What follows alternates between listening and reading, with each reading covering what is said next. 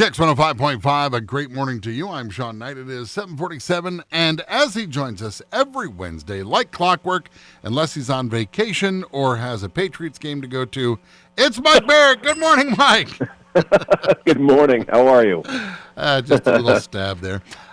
So let's get right to business. I have been thinking about these questions for a couple days now since our last conversation, and we had kind of touched upon it and then gone away, and I said, I really wanted to talk more about that.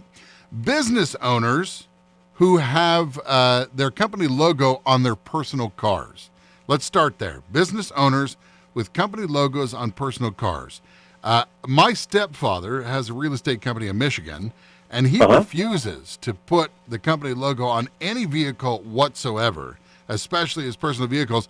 But back in the 80s and 90s, he literally had like a pink Cadillac with the logo splashed all over. And I think Mary Kay logo? Well, Was it the Mary? to attract attention to call the business. Now, I noticed like your truck, your vehicles for your businesses don't have any company logos. Is it better to not have company logos on your business vehicles? So having your company logo on your business vehicle can really be a factor in whether your vehicle needs to be insured on a personal auto policy or a commercial auto policy. So signage on a vehicle is definitely indicative of being a business vehicle. And for many companies, that exceeds their comfort level. Once you have splashed your vehicle with company information, that makes it a commercial vehicle in many companies' eyes. So that's something that you would probably want to think about before you start lettering up your vehicle. Personally, I prefer to drive like a fool and not necessarily be recognized. So, with tinted windows. You don't know me.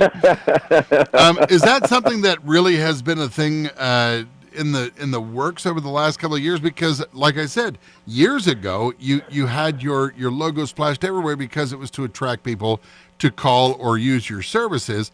Now, the same thought goes for if you have business vehicles. Do you really want to put business logos on your business vehicles? Is that going to save me money at all if I say, well, I have this cleaning service, but I'm not going to put anything on my vehicle, but I'm going to use it as my company vehicle? Right. So there's a lot of things in there that would be CPA questions, tax implications and how you can do write-offs and how you can adjust and properly reimburse yourself for miles. And all that plays a pretty big role, way beyond my scope because I'm not a CPA, but those are all great questions for them. It's never too late for higher education. I'm just... That's true. That's true. But, when it comes to, you first brought up, well, is that a change? And, people have lettering all the time. Never, ever, ever think that because somebody did something, it was okay at the time. It's possible that it was.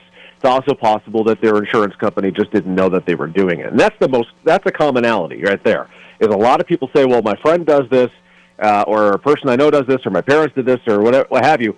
And sure, they did it, but did their insurance company really know they were doing it? That's always a question that I like to ask. But back to commercial use, don't think that having to insure a vehicle commercially is really going to be that much of a expense. I mean, it really is just a different policy form. One of the things with commercial auto that I like is that with most personal auto policies, not all, but most, they stop at about $500,000 in coverage for liability. You can go to $1 million on commercial auto.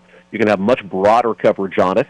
And inflated claims is certainly something that can happen when a vehicle that is business or commercial related is in an accident. So you want to make sure you have that proper coverage to begin with, because the second a lawyer realizes that a business is involved in causing bodily harm or death to somebody, they're going to chase after that too. Yes, right. Correct. So if I've got, let's say, a roofing company, and I have 3 or 4 trucks, no logo. Let's not talk about logos. I just have these vehicles because they're all loaded up with ladders and whatever roofing stuff that I need. And I have like supervisors. I have 3 or 4 supervisors that take groups of guys out to different location job sites, ensuring employees that drive my business vehicles. Is that something that is getting to be pricier as more people have bad driving records? Can be. Yeah. Is it one of those things that you say, look, I'll drop the ladders off. You take your own car. I'll meet you there.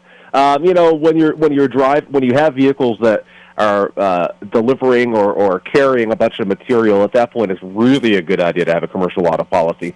And one of the things with a commercial auto policy is they don't rate per driver necessarily. Let's put it this way. So on your household, your personal auto insurance, if anyone has an infraction or an accident or what have you themselves, it can certainly impact your cost. And a commercial auto policy, not necessarily so much, but somebody with a ton of infractions or a DUI conviction or something significant, that can become an issue off the top. You don't want to hire them anyway. You are not a good employee fit for this company. Oh, sorry. Yeah, MVRs are not a bad thing to run if you have people driving commercial vehicles, because that can front line impact you in terms of eligibility. Some companies could say, look, you can hire them, but they can not drive. They are not allowed to drive a vehicle. And then the reason that you're saying go with the commercial policy is because if you get into an accident, okay, vehicle's covered, okay, person covered, the other person covered, but your ladders and stuff, that would be then covered under a policy for commercial rather than if it was personal and I tried to write off, well, I lost 20 ladders in this accident. So commercial auto policy would not cover any of your not permanently attached equipment. So that would all have to be covered by a commercial package policy, such as a commercial fire or even a business owner's policy. Interesting. If you are a business owner in Vermont and like to find out more about whether or not company logo should be something on your vehicle, you've got some bad employees that you'd like to sort out, Mike, I'm sure will vet them for you.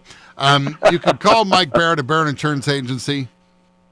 Called Facebook stalking. 748-5224 is our number.